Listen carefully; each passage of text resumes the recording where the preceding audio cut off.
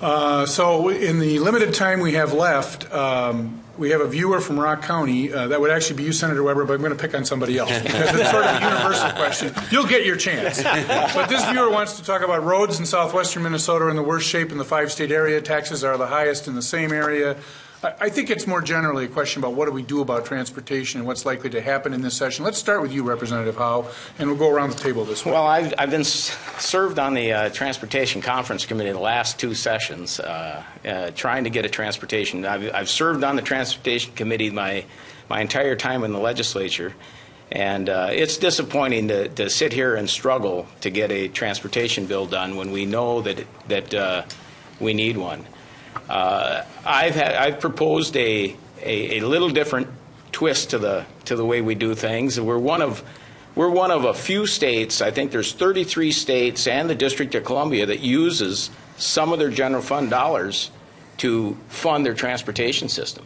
We are one of those that do not currently. Now, we used to, if you wanted to call the motor vehicle sales tax, used to be general fund dollars. Now it's constitutionally dedicated to transportation.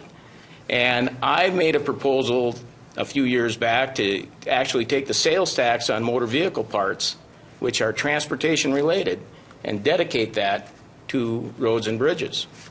Now, people say that's general fund dollars. Yes, it is general fund dollars, but if we would constitutionally dedicate that, which is my proposal, it wouldn't be general fund dollars anymore. And it's one of those things we need to do. We need to fund it. It's a priority item, just like education. It's one of the few things that we constitutionally are challenged to do or required to do. And so we need to set that as a priority and fund it. Now, I've also, the gas tax piece is not palatable when we got this much of a surplus. So I think I've offered a couple of different ways to, Representative Johnson and I have had that discussion. So let's go to Representative Johnson. Different options out there. We've only got a couple of minutes left, so Representative Johnson. Well, I think Minnesota is looking for us to compromise and create solutions. And I think the transportation bill is the bill where we can compromise. Basically, my argument is, and I've been arguing this for about a year and a half, let's take the key elements are the Republican proposal, as Representative Howard explained, using the general fund. That's hard for us to vote for because there's an impact on wages for PCAs, education, that sort of thing. But let's take that, let's accept that. And likewise, let's accept some increase in the constitutionally dedicated funds, which our side really argues that's the key money, because that money you can count on over time going to transportation.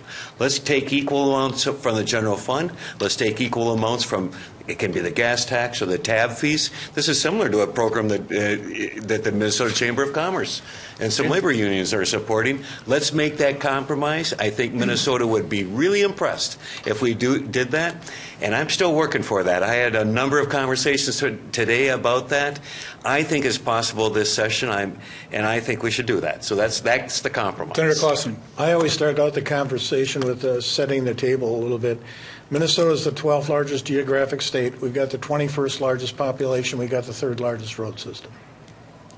That scenario doesn't sit well. We're way behind. We're billions of dollars behind in our maintaining our roads, bridges, and I think we need to have a dedicated, reliable funding stream for transportation. I'm in favor of a gas tax. Senator Weber, we've got about 30 seconds or so. We also need to remember, I think, for any transportation bill to work, we have to have the bonding bill for roads and bridges to be done as well. And we can't let it be derailed like it was last year in the Senate. And as far as gas tax is concerned, I remember the last time that it happened, boy, this would take care of our problems. And in a year and a half, they were clamoring for another gas tax increase. That has not necessarily proven to be reliable as far as continuing to fulfilling our needs. So not saying it can't happen, but it certainly is not the cure-all that others seem to think it is.